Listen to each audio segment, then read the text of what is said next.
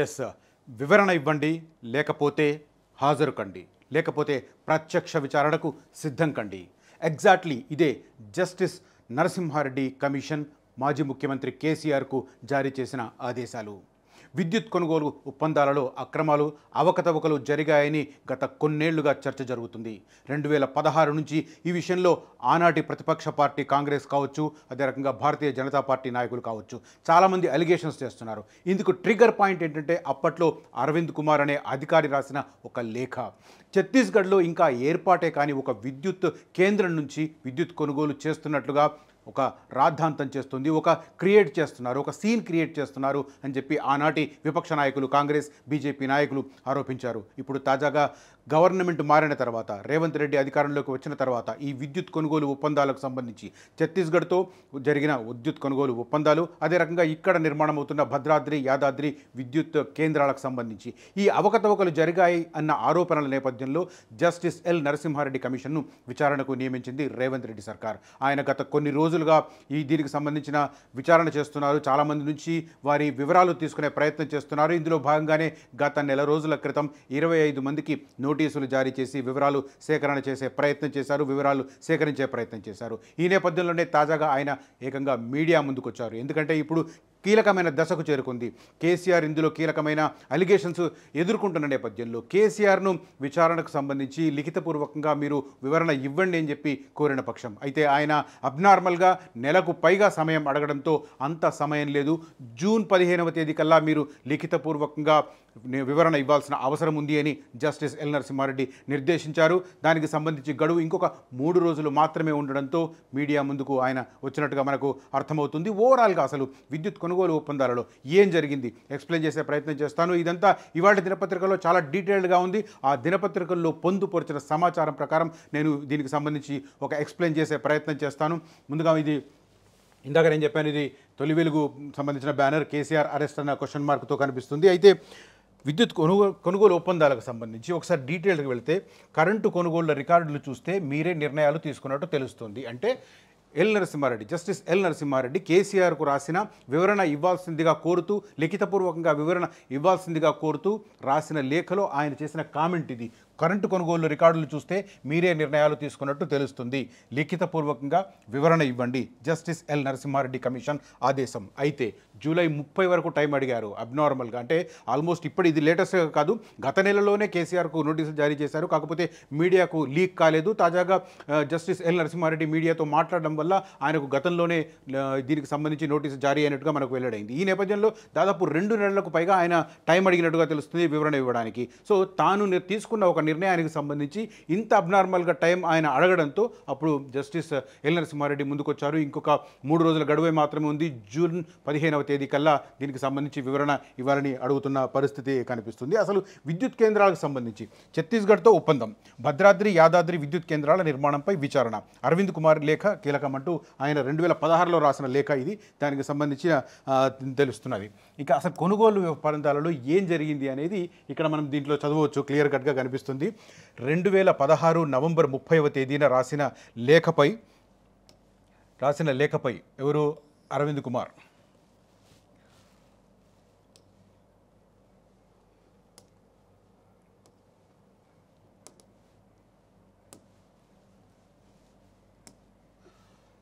అరవింద్ కుమార్ రాసిన లేఖకు సంబంధించి చాలా కీలకంగా కనిపిస్తుంది మనకు. కాంపిటేటివ్ బిడ్డింగ్ ప్రక్రియను అనుసరించకుండా, కాంపిటేటివ్ బిడ్డింగ్ అంటే రేట్లు వివరాలని చూసుకోకుండా, అంటే ఒక 10 మంది నుంచి బిడ్డింగ్స్ కనుక తీసుకుంటే ఎవరు బెస్ట్ ప్రైస్కి ఆఫర్ చేస్తున్నారని చూసుకొని వారిని సెలెక్ట్ చేసి వారికి ఆ టెండర్ ఇవ్వడం అనేది ఆనవాయితీగా వస్తున్న పరిస్థితి. అట్లాంటి కాంపిటేటివ్ బిడ్డింగ్ ప్రక్రియను అనుసరించకుండా నామినేషన్ పద్ధతిలో ఛత్తీస్గఢ్ విద్యుత్ పంపిణీ సంస్థ డిస్కమ్ నుంచి 1000 మెగావాట్ల విద్యుత్ కొనుగోలుకు 2016లో ఆనాటి ప్రభుత్వం ఒప్పందం చేసుకుంది అని ఎవరు? అరవింద్ కుమార్ రాసిన లేఖలో మెన్షన్ చేశారు. 1000 మెగావాట్ల విద్యుత్ మాత్రమే కొంటూ, మరోవైపు ఇక్కడ విషయం చూడండి, అక్కడ నుంచి రావాల్సింది ఎంత? 1000 మెగావాట్ల విద్యుత్ మాత్రమే కొనుగోలు చేయాలి అక్కడి నుంచి అనేది ఒప్పందం. కానీ విద్యుత్ లైన్లు ఎంత వేశారు? 2000 మెగావాట్లకు వేశారు. డబుల్. అంటే కొంటున్నది మాత్రం 1000 మెగావాట్ల విద్యుత్తు, కానీ 2000 మెగావాట్ల విద్యుత్తు కొనుగోలు చేస్తున్నట్టుగా దానికి సంబంధించిన అంతర్రాష్ట్ర విద్యుత్ సరఫరా రైన్ల కోసం పవర్ గ్రిడ్ కార్పొరేషన్ ఆఫ్ ఇండియాకు దరఖాస్తు చేసుకోవాలని తెలంగాణ డిస్కామ్లను రాష్ట్ర ప్రభుత్వం ఆదేశించింది.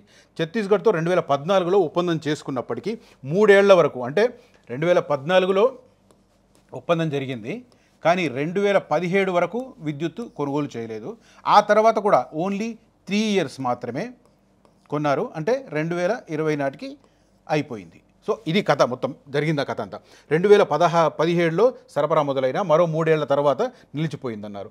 ఈ వ్యవహారంతో ఆర్థికంగా నష్టం జరిగినట్లుగా అధికారులు ఇతరుల ద్వారా తెలిసిందన్నారు. ఇది ఓవరాల్గా ఈ కంప్లైంట్, అంటే విచారణకు సంబంధించి దారితీసిన నేపథ్యం ఇది. అరవింద్ కుమార్ 2016లో రాసిన లేఖను బేస్ చేసుకొని అప్పటి నుంచి ఏమేం జరిగాయనేది జస్టిస్ ఎల్ నరసింహారెడ్డి దానికి సంబంధించిన విచారణ కొనసాగుతుంది. విచారణలో తేలింది ఏంటంటే 2014లో ఒప్పందం జరిగింది కానీ 3 ఏళ్ల తర్వాత 2017 దాకా విద్యుత్ సరఫరా జరగలేదు. ఆ తర్వాత 3 ఏళ్ళు మాత్రమే కొనసాగించి 2020 నుంచి స్టాప్ అయిపోయింది. ఇది ఓవరాల్గా ఛత్తీస్గఢ్తో జరిగిన విద్యుత్ ఒప్పందానికి సంబంధించిన వివరాలు. అయితే ఇక్కడ చూడాలి, విషయం ఏంటంటే అక్కడ తీసుకుంటున్నది మాత్రం ఓవైపు ఛత్తీస్గఢ్ నుంచి 1000 మెగావాట్ల విద్యుత్ మాత్రమే కొంటూ మరోవైపు 2000 మెగావాట్ల విద్యుత్ కారిడార్కు అంతర్రాష్ట్ర విద్యుత్ సరఫరా రైన్ల కోసం పవర్ గ్రిడ్ కార్పొరేషన్ ఆఫ్ ఇండియాకు దరఖాస్తు చేసుకోవాలని తెలంగాణ డిస్కామ్లను రాష్ట్ర ప్రభుత్వం ఆదేశించింది. ఛత్తీస్గఢ్తో 2014లో ఒప్పందం చేసుకున్నప్పటికీ 3 ఏళ్ల వరకు విద్యుత్ సరఫరా జరగలేదు. 2017లో విద్యుత్ సరఫరా మొదలైన ఆ తర్వాత 3 ఏళ్ల తర్వాత నిలిచిపోయింది. ఇది ఓవరాల్గా ఛత్తీస్గఢ్ వ్యవహారంలో జరిగిన తప్పిదం అని చెప్పి చేస్తున్నారు. దీంట్లో ఏంది కీలకం అంటే ఇక్కడ మనం చూస్తున్నాం, ఇది చాలా కీలకంగా కనిపిస్తుంది మనకు. ఆనాడు ఉద్యమంలో చాలా కీలకమైన వ్యక్తులు వీళ్ళు, రఘు అండ్ కోదండరాం. ఈ నెల 18 నుంచి వీళ్ళను, అంటే ఈ కేసుకు సంబంధించి కేసీఆర్ను వివరణ ఇవ్వాలని జూన్ 15వ తేదీని డెడ్లైన్ పెట్టింది ఎల్ నరసింహారెడ్డి కమిషన్. ఈ నేపథ్యంలో దీనికి సంబంధించిన అడిషనల్ ఇన్ఫర్మేషన్ కావాలని మరికొంతమందిని కూడా విచారణకు సిద్ధం చేస్తోంది. ఇందులో ఎవరెవరున్నారు ఒక్కసారి చూద్దాం.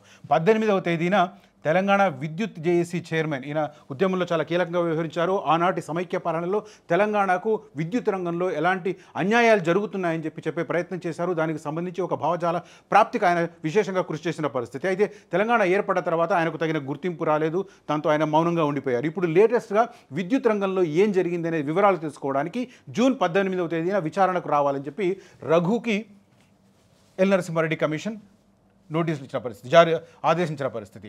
ఇక నెక్స్ట్ తెలంగాణ జేఏసీ చైర్మన్ కోదండరాంను కూడా పిలుస్తున్నారు. 18వ తేదీన రఘు అండ్ కోదండరాం. అదే రకంగా విద్యుత్ రంగ నిపుణులు వేణుగోపాల్, తిమ్మారెడ్డి కమిషన్ ముందు హాజరై వివరాలు అందించనున్నారు. వీరు అడిషనల్ ఇన్ఫర్మేషన్, ఈ ఒప్పందాల విషయంలో ఎలాంటి అవకతవకలు జరిగాయనే విషయంలో వివరణ ఇవ్వడానికి, మరిన్ని వివరాలు చేయడానికి వీళ్ళు ఇప్పుడు కమిషన్ను కలవబోతున్నారు. ఏ రోజు ఎవరు కలుస్తున్నారు అంటే 18వ తేదీన, జూన్ 18న రఘు, విద్యుత్ జేఏసీకి చైర్మన్గా పనిచేసిన రఘు, ఆ తర్వాత ప్రొఫెసర్ కోదండరాం, ఆనాటి ఉద్యమంలో చాలా కీలకం, ఇప్పుడు కాంగ్రెస్ పార్టీకి మిత్రపక్షంగా వ్యవహరిస్తున్న టీజేఎస్ పార్టీ అధ్యక్షుడు, వ్యవస్థాపకులు. ఆ తర్వాత 20వ తేదీన ఆయన 19 నాడు వెళ్తుంటే కోదండరాం, 20వ తేదీన వేణుగోపాల్ అండ్ తిమ్మారెడ్డి కమిషన్ ముందు హాజరయ్యే అవకాశాలు కనిపిస్తున్నాయి. ఛత్తీస్గఢ్తో విద్యుత్ ఒప్పందం తెలంగాణకు ఏమాత్రం లాభదాయకం కాదని తొలి నుంచి నిర్ణయానికి రఘు గలమెత్తారు. మొత్తం మీద ఈ ఇన్ఫర్మేషన్ చాలా కీలకం కాబోతుంది. ఆ తర్వాత మొత్తం మీద 2014 నుంచి ఇప్పటి వరకు విద్యుత్ రంగంలో పనిచేసిన అధికారుల అందించే వివరణ కావచ్చు, అదే రకంగా వారిచ్చే సమాచారం కావచ్చు, అత్యంత కీలకం కాబోతుంది. సో ఈ నేపథ్యంలో జూన్ 15 తర్వాత ఏం జరుగుతుంది? First of all KCR return statement ఇవ్వాలి. ఇది జస్టిస్ ఎల్ నరసింహారెడ్డి ఆదేశాల ప్రకారం. ఆయన జూలై 30 వరకు టైం అడిగారు, కానీ అంత టైం లేదు, 15th లోపల ఇచ్చేయమని చెప్పి జస్టిస్ కమిషన్ ఆదేశింది. ఆ తర్వాత ఒకవేళ ఆయన లిఖితపూర్వకంగా ఇవ్వని పక్షంలో అప్పుడేంటి? ప్రత్యక్ష విచారణకు రమ్మని జస్టిస్ నరసింహారెడ్డి కమిషన్ కోరే అవకాశం ఉంది. సో 2014లో జరిగిన ఒప్పందం ఆ తర్వాత 2017 దాకా కార్యరూపం దాల్చలేదు. అదే సమయంలో 3 ఏళ్ల పాటు విద్యుత్ వచ్చింది, ఆ తర్వాత ఆగిపోయింది. సో ఇది ఏమాత్రం తెలంగాణకు ప్రయోజనకరంగా లేదు, నష్టం చేకూర్చే రకంగా ఉంది అన్నది ఓవరాల్గా ఒక అలిగేషన్. దాంతోపాటు అక్కడ నుంచి 1000 మెగావాట్ల విద్యుత్తు కొంటూ 2000 మెగావాట్లకు సరిపడా విద్యుత్ లైన్ల నిర్మాణానికి ఏర్పాట్లు చేశారు. ఒక భారీ స్థాయిలో వ్యయం చేసిన పరిస్థితి. ఈ 2 అంశాలు ఇప్పుడు ఈ కేసు విచారణలకు సంబంధించి, విద్యుత్ కొనుగోలు వ్యవహారానికి సంబంధించి అత్యంత కీలకంగా మారబోతున్నాయి. ఈ నేపథ్యంలో కేసీఆర్ ఎలాంటి వివరణ ఇస్తారు, ఆ వివరణ సంతృప్తికరంగా ఉంటుందా, ఒకవేళ సంతృప్తికరంగా లేకపోతే ప్రత్యక్ష విచారణకు, డైరెక్ట్ విచారణకు గనక ఎల్ నరసింహారెడ్డి కమిషన్ కేసీఆర్ను ఆదేశిస్తే అప్పుడు కేసీఆర్ ఎలా ప్రతిస్పందిస్తారు అనేది అత్యంత కీలకంగా మారబోతుంది. ఓవరాల్గా ఇప్పటి వరకు కమిషన్ దగ్గర ఉన్న సమాచారంతో పాటు ఇక ముందు ఈ రఘు కావచ్చు, అదే రకంగా ప్రొఫెసర్ కోదండరాం కావచ్చు, అదే రకంగా విద్యుత్ రంగానికి సంబంధించిన కీలకమైన అధికారులుగా వ్యవహరించిన వారు, అది నిపుణులు కావచ్చు, వారిచ్చే సమాచారం ప్రకారం ఎలాంటి అంశాలు వెలుగు చూస్తాయి, ఆ తర్వాత పర్యవసనాలు ఎలా ఉంటాయన్నది అత్యంత కీలకంగా మారుతుంది. తొలి వెలుగు అంచనా ప్రకారం కేసీఆర్ అరెస్ట్ కన్ఫర్మా అన్న అభిప్రాయం కూడా కలుగుతుంది. కొంపముంచనున్న ఛత్తీస్గఢ్ కరెంటు విద్యుత్ కొనుగోళ్లలో మీ పాత్ర ఏమిటి, నోటీసులు జారీ చేసిన జస్టిస్ నరసింహారెడ్డి అన్న వివరాలు కనిపిస్తున్నాయి. ఇక్కడ చదవచ్చు, లోక్సభ ఎన్నికల్లో ఖాతా తెరవకుండా చతికిలపడ్డ బీఆర్ఎస్కు మరో షాక్ తగిలింది. ఆ పార్టీ అధినేత మాజీ సీఎం కేసీఆర్కు నోటీసులు అందాయి. కేసీఆర్ సీఎంగా ఉన్న 10 ఏళ్ల సమయంలో విద్యుత్ కొనుగోళ్లు ఒప్పందాలకు సంబంధించిన పవర్ కమిషన్ నోటీసులు జారీ చేసింది. విద్యుత్ కొనుగోళ్లలో మీ పాత్ర ఏమిటి చెప్పాలని నోటీసుల్లో పవర్ కమిషన్ తెలిపింది. జూన్ 15వ తేదీలోపు స్పష్టమైన వివరణ ఇవ్వాలని ఆదేశాలు జారీ చేసింది. కేసీఆర్తో పాటు 25 మందికి తెలంగాణలో విద్యుత్ కొనుగోళ్ల అంశంపై బీఆర్ఎస్ అధినేత మాజీ సీఎం కేసీఆర్కు నోటీసులు ఇచ్చినట్లు జస్టిస్ ఎల్ నరసింహారెడ్డి తెలిపారు అన్న వివరాలు మనం చూడవచ్చు. ఓవరాల్గా ఇది అంతిమంగా కేసీఆర్ అరెస్టుకు దారి తీస్తుందా అన్న సంకేతాలు ఇవాళ దినపత్రికల్లో ఉన్న అన్ని వివరాలను మనం పరిశీలిస్తే అర్థమవుతోంది. అసలైన తొలి వెలుగు. ఫాలో వాట్సాప్ @తొలి వెలుగు official.